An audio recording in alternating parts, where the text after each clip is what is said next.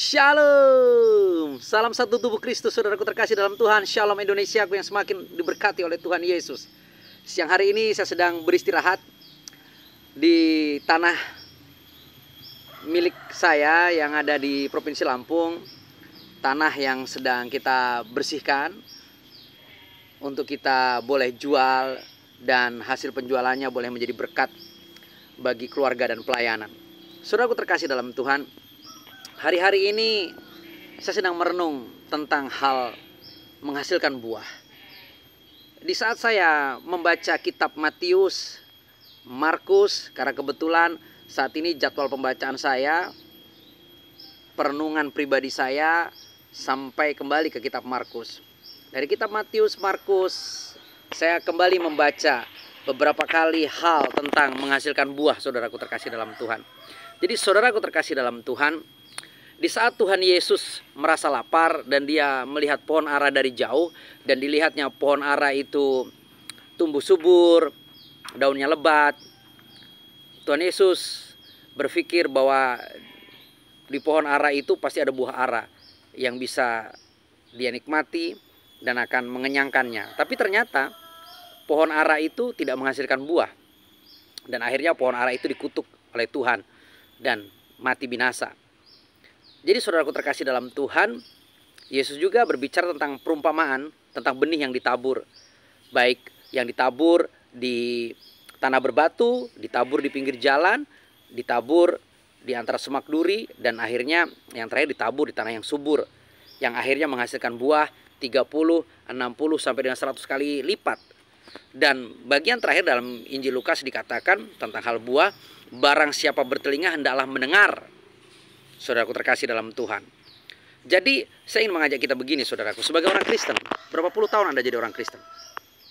Saya ingin bertanya begini, apakah kekristenan yang kita miliki, apakah kekristenan yang kita imani, apakah kekristenan yang kita jalani hari ini benar-benar kekristenan yang lahir dari iman, bukan dari kelahiran? Saya pernah membahas dan mengupas tentang bahayanya kita bangga kita hidup sebagai orang Kristen yang merasa cukup sebagai orang yang beragama Kristen karena kelahiran. Karena orang tua kita beragama Kristen, kita juga akhirnya beragama Kristen. Itu sangat berbahaya. Imannya akan sangat mudah diombang-ambingkan, mudah diintimidasi, dan tidak mengalami hubungan secara pribadi dengan Tuhan, dan tidak pernah mengalami Tuhan.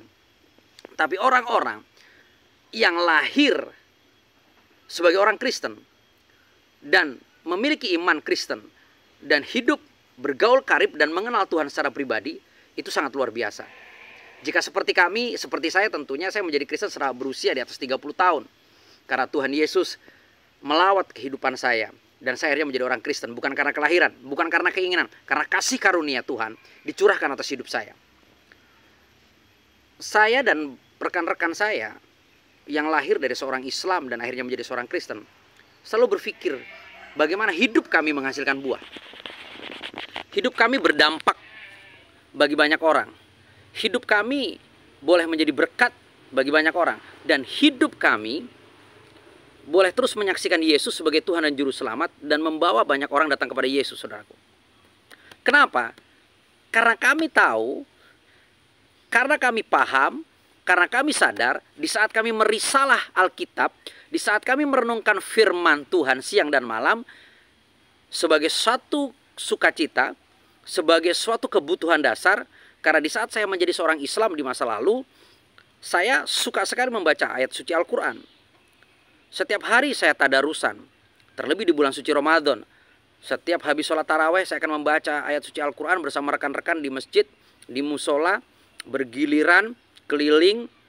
Dan juga kami semakin giat begitu menjelang malam Lailatul Qadar, malam ganjil di atas hari ke-20. Kami akan kejar itu, dan kami berharap kami boleh mendapatkan malam Lailatul Qadar, malam yang lebih baik daripada 1000 bulan. Karena 1000 bulan sama dengan 80 tahun, berarti kami akan selamat seusia kami hidup di dunia ini, dan kami boleh menikmati hidup kekal. Itu suatu hal yang menjadi kesukaan kami. Membaca suci Al-Quran itu di masa lalu kehidupan saya sebagai orang Kristen sebuah kesukaan, sebuah kebanggaan. Nah, saat ini di saat saya menjadi orang Kristen, saya pun sangat suka, saya sangat bersyukur, saya sangat bangga di saat saya bisa membaca dan merenungkan firman Tuhan siang dan malam. Maka dikatakan, jika pohon itu tidak berbuah, pohon ara yang tidak berbuah yang dilihat oleh Yesus itu, Tuhan Yesus akhirnya mengutuk pohon ara itu dan akhirnya mati kering, saudaraku. Begitu juga dengan kita, di saat kita tidak bergaul karib lagi dengan firman, dan hidup kita sudah tidak mendengar firman, kita tidak akan mungkin bisa menghasilkan buah. Dan kalau kehidupan kekristenan kita tidak menghasilkan buah, nggak usahlah kita berbicara buah yang 100 kali lipat. Itu hanya untuk orang-orang khusus yang dipilih dan ditetapkan. 60 kali lipat lah, atau 30 kali lipat saja. Maka itu sangat berbahaya bagi kita. Ingat, bukan orang yang berseru kepadaku Tuhan, Tuhan yang akan masuk dalam kerajaan surga, kata Matius 7:21. Tetapi dia yang melakukan kehendak Bapakku yang di surga. Jadi saudaraku terkasih dalam Tuhan, sebagai seorang Kristen, berapa banyak buah yang kita hasilkan? Berapa banyak buah yang Anda hasilkan? Berapa banyak buah yang saya hasilkan? Berapa banyak buah yang kita hasilkan sebagai orang Kristen? Itu harus menjadi satu perenungan dasar, menjadi peringatan kuat, dan menjadi satu tanggung jawab yang harus kita kerjakan dalam kehidupan kita sebagai orang Kristen, saudaraku. Sehingga nyatalah bahwa kita benar-benar tanah yang baik, hati kita tanah yang subur, sehingga saat benih firman itu taburkan dalam loh hati kita, mendapatkan tanah yang baik, tanah yang subur itu, dan akhirnya benih firman itu akan bertumbuh lebat, berbunga lebat, dan menghasilkan buah yang lebat, sehingga kita akan hidup menyenangkan hati Tuhan, baik 30 kali ganda buah kita, atau 60 kali ganda buah kita, atau 100 kali ganda buah kita. Jadi saudaraku terkasih dalam Tuhan, mari kita renungkan sekali lagi kekristenan kita. Mari kita renungkan, apakah kekristenan kita adalah kekristenan secara agamawi, karena kelahiran, atau kekristenan kita adalah kekristenan karena iman, karena kasih karunia yang Tuhan nyatakan dalam hidup kita, sehingga genaplah firman, kita adalah orang-orang yang dipilihnya. Karena banyak yang dipanggil, tapi sedikit yang dipilih, saudaraku. Apakah kita bagian daripada orang yang dipilihnya? Itu menarik. Dan ingat, yang terdahulu menjadi terkemudian, yang terkemudian menjadi terdahulu, yang terakhir menjadi terdahulu, yang terdahulu menjadi terakhir. Saya memilih menjadi yang terakhir, tapi akhirnya menjadi yang terdahulu. Karena saya yang dipanggil terakhir di usia di atas 30 tahun, maka saya akan mengakhiri hidup saya untuk menjadi yang terdahulu, menjadi yang pertama. Mari miliki kekristenan yang energik, miliki kekristenan yang hidup, miliki kekristenan yang benar, memiliki kekristenan yang terus bergaul karib dengan firman, yang terus melekat dengan perkataan Tuhan.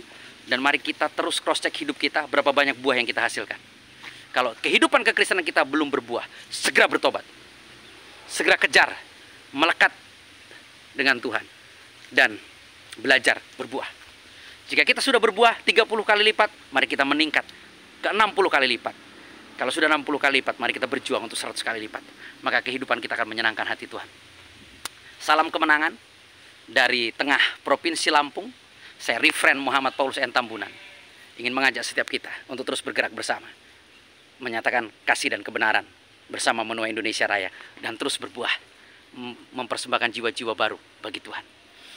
Di akhir pekan ini saya akan melakukan penginjilan di beberapa kabupaten bersama tim sahabat saya. Akan ada banyak saudara-saudara kita yang belum percaya, akan kita bawa menjadi percaya.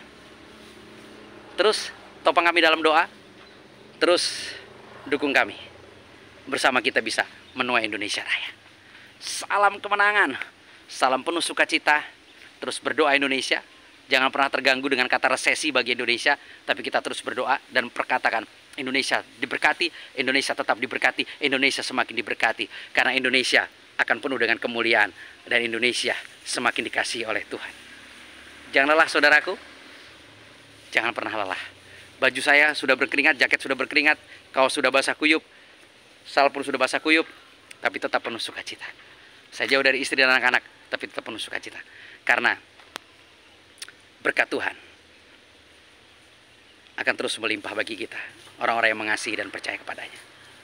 Salam satu tubuh Kristus. Shalom Indonesia. Haleluya. Amin.